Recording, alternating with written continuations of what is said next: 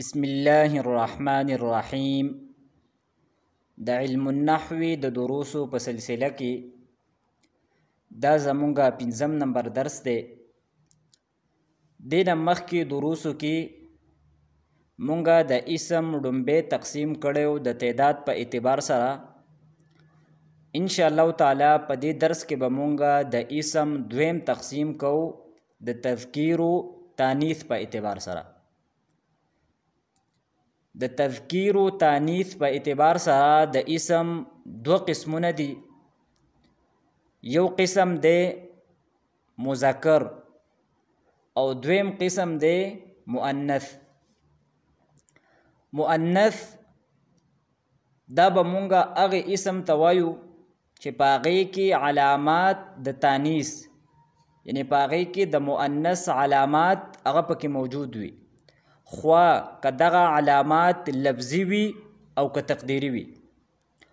مؤنث به مونږه هغه اسم ته وایو چې په هغې کې د تانیث علامات دا موجود وي، خوا که دغه علامات لفظي وي او که تقدیري وي. بیا د مؤنث 3 علامات دا لفظي دي او یو علامت دا تقدیري دی. د مؤنث چې کوم لفظي علامات دي نو په هغې کې لومبی علامت دی ګول تا، یعنی هغه تا چې هغه په وقف کې په ها سره بدلیږي. د دې موږ سره مثالونه دي طلحة، فاطمة، مدرسة، امرأة او د دې نه علاوه نور چې کوم الفاظ دي چې د هغوی په آخر کې ګول تا وي نو دغه مؤنث دی. او دا څونه الفاظ چې مونږ ذکر کړل نو د دې په آخر کې چې دا کومه ګول تا ده نو که په دې الفاظو باندې مونږ وقف کوو نو دغه تا دا به په ها سره بدلیږي. مثلا د طلحة طلحه، د فاطمة فاطمه، د مدرسة مدرسه او د امرأة امرأه. نو د مؤنث لومبی علامت دی ګول تا، یعنی هغه تا چې هغه په حالت وقف کې په ها سره بدلیږي. د مؤنث دویم لفظي علامت دی الف مقصوره زائده. او الف مقصوره د هغې الف ته ویل کېږي چې هغه د کړه زبر په صورت کې لیکل کېږي او د هغې نه لاندې یا وي، دې ته الف مقصوره وایي.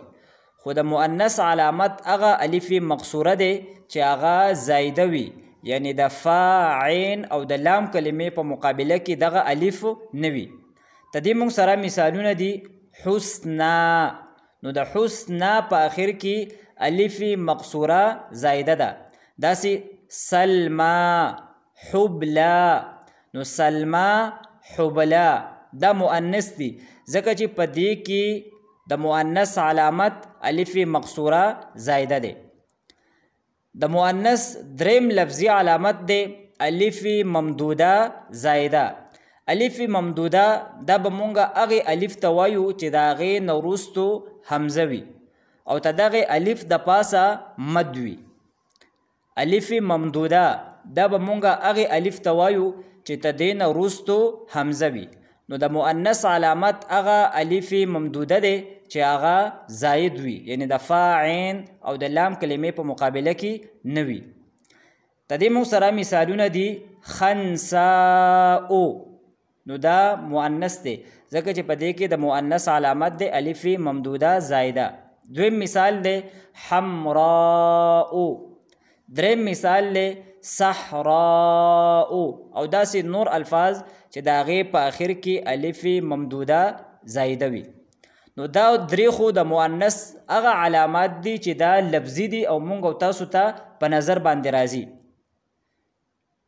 د مؤنث څلورم علامت هغه تقدیري دی، یعنی هغه تا چې هغه پټه وي.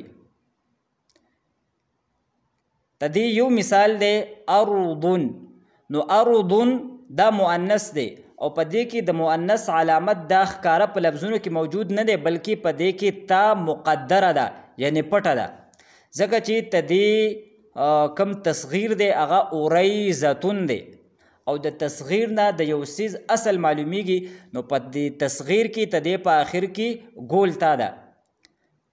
نو ارضون په دې کې د مؤنث علامت هغه تای مقدره ده، یعنی هغه تا ده چې هغه پټه ده. دویم مثال دی دارون، نو ته دې هم تصغیر دی دویرتون، نو په دې کې هم تا مقدره ده. دریم مثال دی عینون، دا هم مؤنث دی ځکه چې ته دې تصغیر راځي عینتون او په هغې کې تا موجوده ده.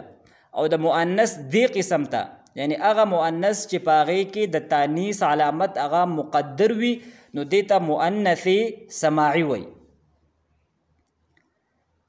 نو دا مونږ سره د مؤنث څلور علامات شو، درې علامات هغه لفظي او څلورم علامت هغه تقدیري او هغه هم ګول تا ده.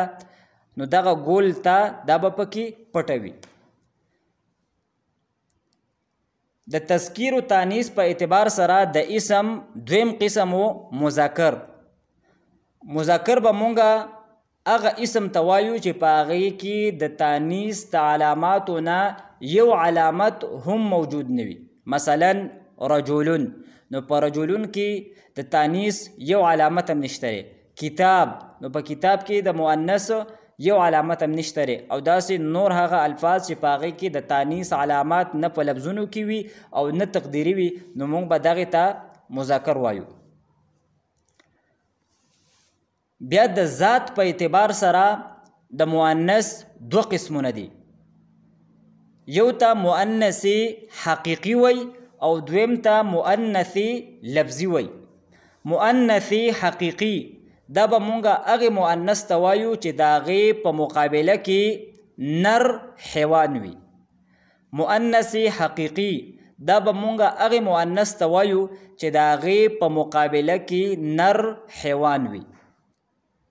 مثلا امرأتون، نو دا مؤنث حقیقي دی ځکه چې د دې په مقابله کې نر حیوان موجود دی او هغه رجل دی. دویم مثال دی ناقتون، نو ناقتون هم مؤنث حقیقي دی ځکه چې د دې په مقابله کې نر حیوان هغه موجود دی او د دې چې کوم مذکر دی نو هغه جمل دی. د ذات په اعتبار سره د مؤنث دویم قسم دی مؤنث لفظي. او مؤنث لفظي دا به مونږه هغې مؤنث ته وایو چې د هغې په مقابله کې نر حیوان دا نه وي نو دې ته به مونږه مؤنث لفظي وایو.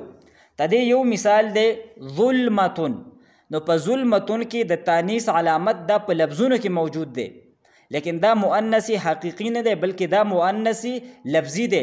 مؤنث لفظي ولې دی ځکه چې د دې په مقابله کې نر حیوان نشته دی. اگر چې د ظلمتون کم مذکر دی هغه نور دی لیکن نور دا حیوان نه دی نو دی وجې نه ظلمتون ته به موږ مؤنث لفظي وایو. دویم مثال دی قوتون، نو قوتون هم مؤنث لفظي دی ځکه چې د دې په مقابله کې چې کم مذکر دی یعنی ضعفون، د قوتون کم مقابل دی او کم مذکر دی هغه ضعفون دی لیکن دغه ضعفون دا حیوان نر حیوان دا نه دی لہذا قوتون ته به مونږه مؤنث لفظي وایو. نو زمونږه د ننني درس حاصل دا شو چې د تذکیر و تانیث په اعتبار سره د اسم دو قسمونه دي، یو د مذکر او یو د مؤنث. او بیا مونږه د مؤنث تعریف وکړو چې په مؤنث به مونږه هغې اسم ته وایو چې په هغې کې د تانیث علامات وي او بیا مونږه دا وویل چې د مؤنث څلور علامات دي، درې لفظي دي او یو تقدیري دی یعنې تای مقدره. او دغه څلورم قسم د دغې کم مؤنث دی نو موږ به هغې ته مؤنث سماعي وایو. بیا د مؤنث د ذات په اعتبار سره موږ دوه قسمونه ذکر کړل، یو مؤنث حقیقي او بل مؤنث لفظي. مؤنث حقیقي به موږ هغې مؤنث ته وایو چې د هغې په مقابله کې نر حیوان دا موجود وي او مؤنث لفظي به موږ هغې مؤنث ته وایو چې د هغې په مقابله کې نر حیوان دا نه موجود. ان شاء الله تعالی آینده درس کې به مونږه د اسم دریم تقسیم کو د تعریف او د تنکیر په اعتبار سره. واخر دعوانا ان الحمد لله رب العالمین.